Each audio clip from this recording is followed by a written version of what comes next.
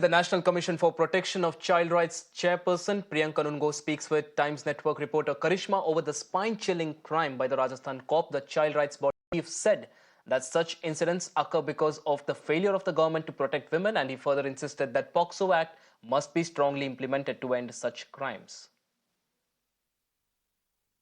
What is it that the NCPCR is doing? ये बड़ा दुर्भाग्यपूर्ण है। ये इस तरफ इशारा करता है कि सरकारी मशीनरी किस कदर फेल हो चुकी है।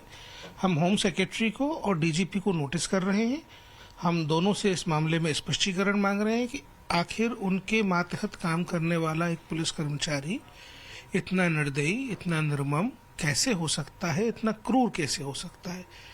इसके साथ साथ ये जो बच्ची विक्टिम है, इसका रिहेबिलिटेशन, इसकी काउंसलिंग, इसको मुआवजा, ये सब इंश्योर करने के लिए हम उनको ताकीद कर रहे हैं कि राजस्थान में ये कोई पहला मामला नहीं है और जिस तरीके की असंवेदनशीलता उच्च पदों पर बैठे हुए अधिकारियों की है, उसका परिलक्षण जो है वो नीचे जाकर कर्मचारियों के इस प्रकार के व्यवहार में दिखाई दे रहा है।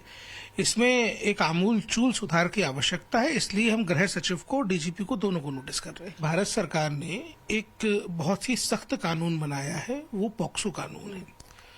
अब पॉक्सो का इम्प्लीमेंटेशन जितना इफेक्टिवली होगा, उतनी ताकत से हम इस तरीके के अपराधों पर रोक लगा सकेंगे।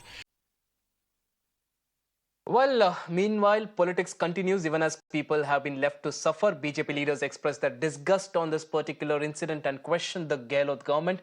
The leaders said that Congress has miserably failed in ensuring women's safety in the state of Rajasthan. देखिए, हम सब लोग इस घटना की निंदा करते हैं और इन दोषियों को सख्त से सख्त सजा मिले। उस मासूम बच्ची जिसको 4 साल की बच्ची, उसके साथ इस प्रकार की घटना कोई भेड़िया ही कर सकता है। 5 वर्षों में ये घटनाएं क्यों बढ़ी और लगातार क्यों हो रही है? जब शासन और प्रशासन के लोग इस प्रकार की घटनाओं को इग्नोर करते हैं और कहते हैं कि ये मर्दों का प्रदेश है, तब ऐसे लोग अपराध करने में कामयाब हो जाते हैं। Let's now take a quick